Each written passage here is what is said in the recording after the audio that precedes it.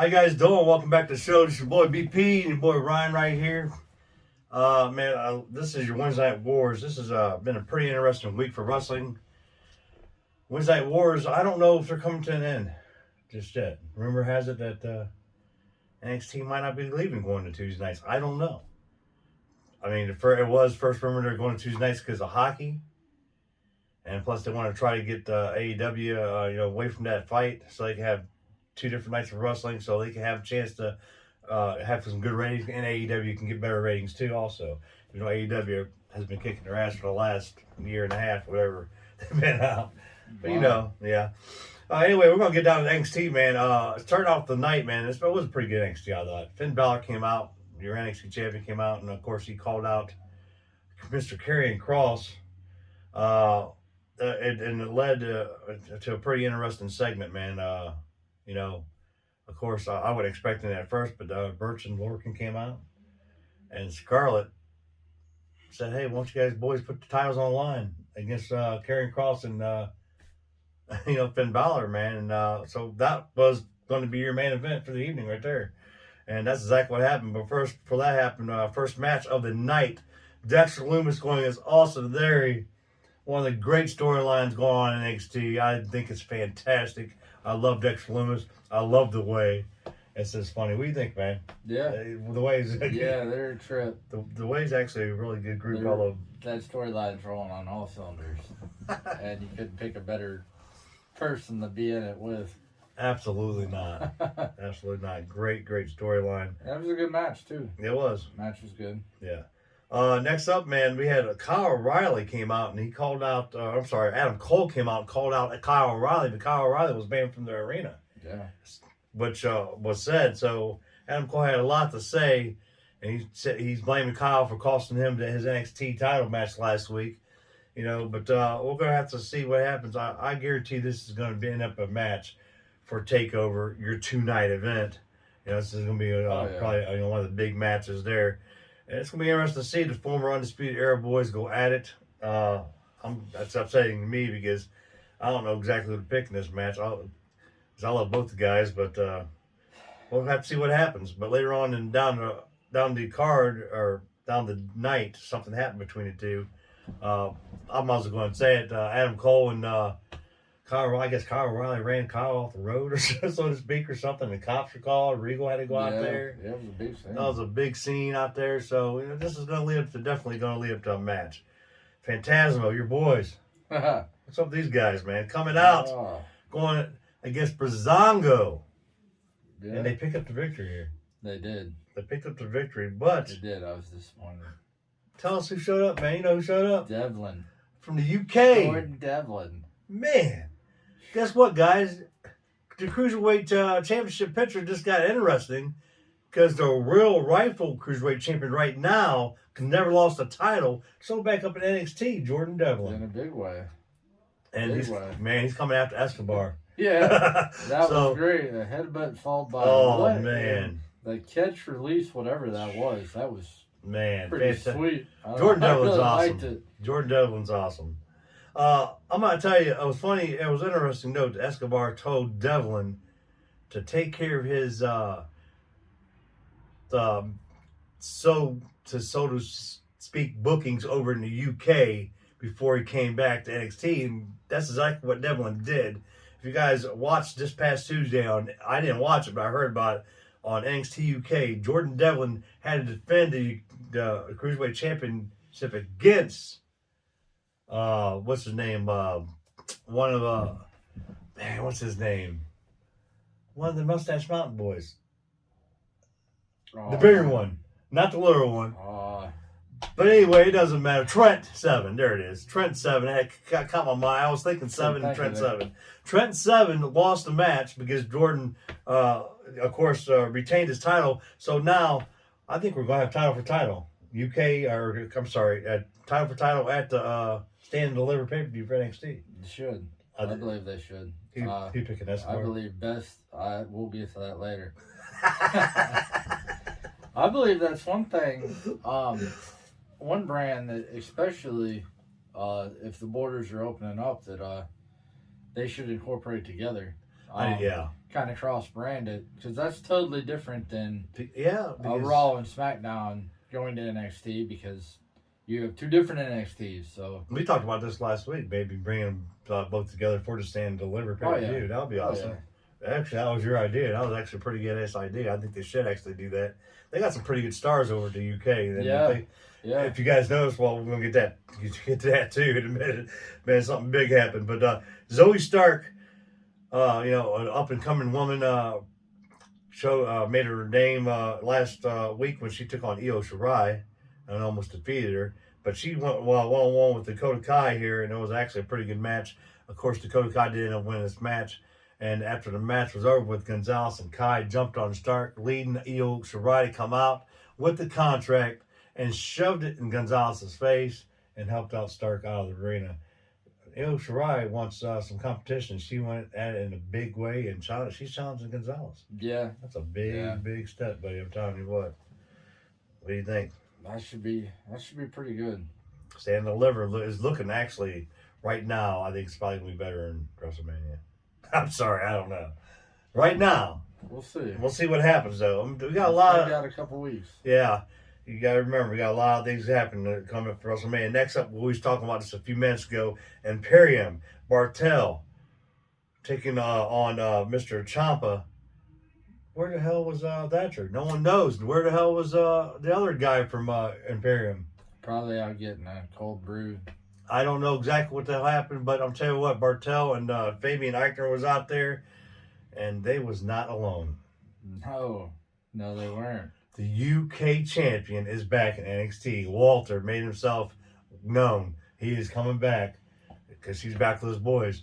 And I'm still thinking this is going to lead to a swerve by Thatcher, dude. I think Thatcher's going to turn on Ciampa, dude. So that looks like that's going to be a match. So it's Stand and Deliver too, if I had to guess. So I mean, I don't know, man. It's going to be interesting to see exactly what happens. Are they going to add a fifth member to Imperium? Which they could. I don't see why not. And I think Thatcher might fit right on in. Of course, he is not from the UK. He's actually from US. But that doesn't matter because you got tag team champions. You got one United States guy and one, and Danny Lurkin and Danny Burch is actually from the UK and Oney's from the United States. LA Knight made his debut. Yeah, made short work too. LA Knight. What do you think about that? August Gray took on. Yeah. Just kind of reminded me of... Anytime they're pushing somebody new and it's their first match and it's not anybody... Usually a squash match. Yeah, you're paying attention to, so I took it for what it was. But it was interesting about this is, if you notice backstage when LA Knight was on his way back out, if you seen behind him, Mr. Big Boy, you seen him? Bronson Reed. Bronson Reed had a look and just kept on walking right past him. And he comes out there and after this match with LA Knight's jacket. And he tore it to shreds, man. Big Boy is tore it to shreds. Well, some things are only for one size. One size didn't fit all on this one. But you know what, man? LA Knight sort of reminds me of Cameron Grimes a little bit. I'm going to say this, man, because if you notice when Cameron Grimes came out, he had that whole thing with Loomis. And now you got LA Knight out there, and he's going to have, obviously, this whole thing with Bronson Reed. I'm sure this match is going to be debuted at Stand and Deliver, too. Yeah. You know what I'm saying? Probably. But, and Cameron Grimes, they had him posted all over Twitter just doing stupid, crazy shit with his money. You see that stuff? He's on vacation. He's on the water jet ski. Man, like crazy. And he had his hat on, and that's what the funniest thing was about. He wore his hat the whole time through everything he was doing. It's so funny. Your NXT Tag Team title match was your last match of the night. Karrion Kross and Finn Balor going against Oney Lurkin and Danny Burch, and I kind of knew that they was not going to win the titles. I knew what this was going to lead up to. Danny Burch and Oney Lurkin did win the match, but after the match was over with, Karrion made Finn pay. So Finn knows that he's in for a fight. Come Stand and Deliver for sure. Well, if somebody made my wife take a bump like Scarlett took a bump, I'd probably be pretty pissed about it too. Because that was a heck of a bump she took. Do you guys? Do you know? Is Scarlett married to Karrion Kross? I believe they are. I believe so. The reason why we looked up, guys, is wrong. because I got a picture of Scarlett right above the camera, and that's why we both looked up. But yeah, I don't know if she's actually married. They might be married. I think they are. But you're right, though. If someone made my wife take a bump, we would have a problem for sure. But man, she took one hell of a bump too. Yeah. Well, speaking of bumps, and I don't know if it's in your rumors, it probably is. Find out. Only Lorcan took one heck of a bump. Enough of a bump to injure himself. Danny Burch. Okay. Well. Yeah. My bad. I knew what he's talking about though, because during that match, the Danny Burch did get hurt, and he got hurt bad because the doctor was out there. Yeah, it's reported that he tore his shoulder. So see, I kind of figured that. They're debating what they're gonna do now. So if you guys notice, in one part of that match when Karrion Kross suplexed both of them, that's when it was. Danny Burch did land wrong on his shoulder, and what are they going to do? Are they going to maybe vacate the NXT They're talking titles? about it. That's going to be interesting. If they do that, will they have like a little mini tournament at Stand and Deliver for these titles? That'll be interesting to bring some UK teams in there as well. Yeah. So you know, grizzled young veterans might want a piece of that. Hey, don't forget about my boys MSK, man. Them boys are badass, you know what I'm saying? But hey, a lot of things are lighting up in the tag team division there in NXT. And we're going to find out, exactly what's going to happen with these NXT titles, because you're right. Danny Burch did suffer an injury. This is going to actually probably either lead up to the title getting vacated, or maybe giving the title to Pete Dunne, because he's part of that faction. Pete Dunne and Oney Lorcan defending the titles. That could happen too. Yeah. Because Pete Dunne ain't got nothing to do right now. Evidently, he's not in that title picture. No, he just wants to fight whoever. He just wants to fight whoever. There you go. There's an idea. He wants. But AEW now. That was your NXT news. AEW, man. We're going to get right down and dirty into this, man. Let's start off this whole night. I love AEW. I'm going to tell you right now. AEW is probably one of the upcoming fantastic WWE rivals. I think AEW is beating WCW in my mind back in the day when WCW was doing their thing. It's coming pretty close. I'm going to tell you that. Pentagon Jr., Penta El Zero, wherever you want to call him. I call him Pentagon Jr. because that's what I know him as. 1-on-1 with Cody Rhodes. Fantastic match. Man, what do you think about that, crap? Yeah, well. Go let it rip, bud. What'd you think? Actually, I thought it was, I thought he fought one of the hybrid too. No. No? He fought Cody. Wow. Remember? Oh, wait. Yeah. Sorry. Somebody must have been watching some AEW this week. No, I was. Him and his brother, I get confused. Yeah. No, it was a really good match. Yeah. I was kind of disappointed that Cody won, but it is what it is. Hey, I didn't say that, Cody fans, you know what I'm saying? But, I have to agree with my boy, man. I'm a big Pentagon Jr. fan. I love Ray Phoenix, so I was a little upset too. So there you go. I mean, it is what it is. I'm not saying I don't like Cody. I'm going to tell you this. Upset that if he wasn't going to say it, I probably was going to say it. Probably let him say it first. I'm a little upset Cody won too, but there you go. But it was a great match though. Yeah. It was a great match. Jade Cargill. Goodness gracious. Going against a lady named Danny Jordan, which is a monster. Who the hell's Danny Jordan? Because it looked like Jade just was taking on herself. She just demolished this girl. It was not even a match. No. So it's big. Jade just totally tore up. And like you said, Jade Cargill is a monster, and she's here to stay, man, in AEW. Yeah. She's going to make herself known real quick in the AEW title picture. I guarantee you that. So that was a good win for her. MJF and his new group came out. The Pinnacle came out to talk trash on the Inner Circle. What do you think about that whole Evolution sort of type thing they had coming off the private plane? All them boys. Remember how Evolution used to do? Yeah, I don't know if it was supposed to be a dig at them or not. It was pretty funny though, man. It was a good segment. It was a good segment. A lot of talking. MJF did a great job of putting over each person in his group. Yeah, he did. And himself at the end.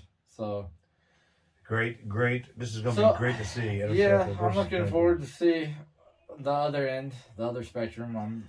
I'm interested to see how Jericho or what he comes up with. Well, I'm gonna tell you this. Their segment especially, because I have a feeling he's gonna totally 360 it to to a point where they might not be coming off a plane. They might be coming off his cruise ship or something just ridiculously crazy. I don't know. I don't even know if Jericho is going to come back at that. What I think is going to happen is next week you have members of the Pinnacle in a tag match. And that's when Inner Circle is going to start. Does Hager have any fights coming up? Do you know? I don't know if he does or not. That's interesting. If you guys know if Hager's got matches coming up at Bellator, let us know. If he's got prior engagements. But even if he does, it doesn't matter. Yeah. Because you got Ortiz, Santana, and well, I'm just saying. Next Sammy. one member down. Yeah, well, there you go. Well, yeah, excuse me. Because last week they did make it look like they injured a lot of them. So maybe they got some prior engagements for a couple of weeks before they come. Maybe I thought maybe he does have a fight. I thought now, with the fact that the Pinnacle has a manager in Tony Blanchard, I think now would be the perfect time to introduce Selena Vega if they were going to go that route. I don't see her managing Jericho, though. It'd be kind of strange. Well, I don't know. Yeah. Who knows? I don't know. They could. We're just talking. We're just spitting it out. 10-man tag team match. Jurassic Express and Bear Country going against Matt Hardy, Private Party, and Butcher and Blade with the buddy beside them. This was just nuts, man. I didn't even know where to look. It was crazy. You had a little wee man. Manny Marco. Yeah, a little Marco, man, going crazy. He's all over the place. I think I think Bear Country is about to turn heel, is what it looks like to me. Well, there's a lot of ascension between Jurassic and Bear Country. Well, yeah.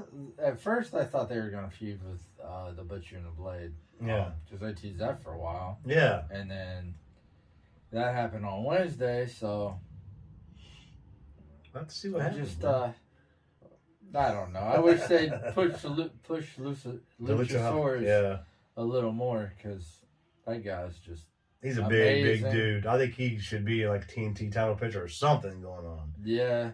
That's so we'll have to see what happens, man. Eddie Kingston, John Moxley, man, come out to go against your Good Brothers, man.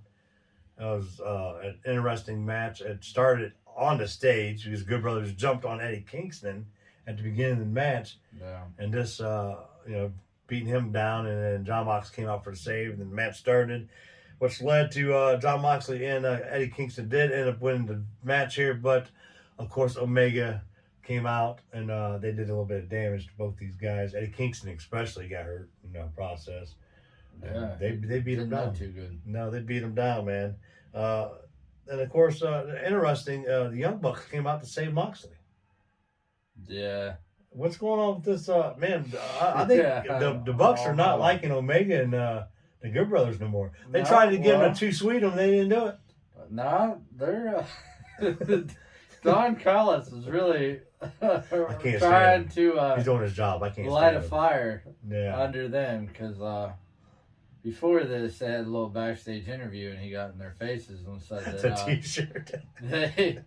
they were definitely not the Young Bucks of old. But he gave him a T-shirt that says "No knee slapping" or "No leg slapping." Dig at WWE. Yeah. I'm not a huge fan of that dude too. So he is doing one heck of a job. He's doing his job for sure, man. Don Callis, sure. But he cracks me up at the same time. Some of the stuff he says, is just funny. It's just it's out there. He's a different kind of guy. He reminds me of a cross between J.J. Dillon and Jim Cornette. And the backstage stuff with Moxley. Yeah. And Kingston was pretty good. He was bringing up Otis indirectly, not Otis. Drew Gallows' character when he went into that trance way back in the day and had them googly eyes. Oh, Luke Gallows, I remember. Yeah, that was funny. Festus, the Festus character. yeah. So a lot of good backstage stuff. A lot of good digs, man. It's funny. AEW is pretty good. We had an interview with Tony Schiavone, interviewing Sting and your TNT champion Darby Allin, and this is interesting here because Lance Storm come out, and he says, "You know what? I'm tired." Lance Archer, not Storm. I'm sorry, I got my mind on Storm. Lance Archer come out, and he has his mind on Sting, man. Yeah, well, evidently Darby Allin, but he wants the TNT title. But he said that he's tired of AEW interviewing Sting and all that crap. So there was a lot. There was a lot in just that whole segment by itself, because it started. You're right, with them starting out to get interviewed. I'll let you say. Then they were interrupted by Team Taz, and Brian Cage came out and kind of baby faced himself, which I'm a big Brian Cage fan myself. I am going too. back from when he was wrestling in Lucha Underground. Yes. And I think he has all the potential. There's so much potential with so many different people in AEW. It is ridiculous. And they can make a good storyline here. He is one guy that, I was excited when he showed up at Double or Nothing. I was kind of disappointed that he got teamed with Taz, only because I don't think he needs a manager. I think the dude would just be just fine by himself. It looks like that's what they're... he put on one hell of a match at that pay-per-view. So after that, he walks away, and then Darby states that he is going to throw an open challenge out next week. On behalf of one of the greatest TNT champs that they ever had, Mr. Brody Lee. Yeah. So he's throwing out a challenge to anyone in the Dark Order. Yeah. And that challenge got accepted later. By -1. Okay. Yeah. He wanted to. Yeah, he was all ready to go. Yeah, -1. But no, it was John Silver, man. Yeah. That was good. I like John. So then after that, then Lance Archer came out. Yeah. So, I mean, just a little segment that, you walk away from that and you got a whole lot bunch of storylines. Different stuff spreading out for their next pay-per-view. A lot of story. So, look, man, we already know Lance Archer and Brian Cage has got heat between one another. Now, if you're going to turn Lance Archer back to being a heel, and evidently Cage is going to be leaving Team Taz, it looks. Hopefully. Man, is Brian Cage going to be a face now, and he's leaving Team Taz? He's tired of Taz's shenanigans? I don't know. I almost... As much as Cage, what are you doing? What are you got? As much as I'm not a huge fan of companies having two shows like Raw and SmackDown, at this point, to me, AEW almost needs two shows because they're running a lot of star power. Yeah, they're running into having way too many people on one show. Yeah. Just like back when in the 90s when you had Raw.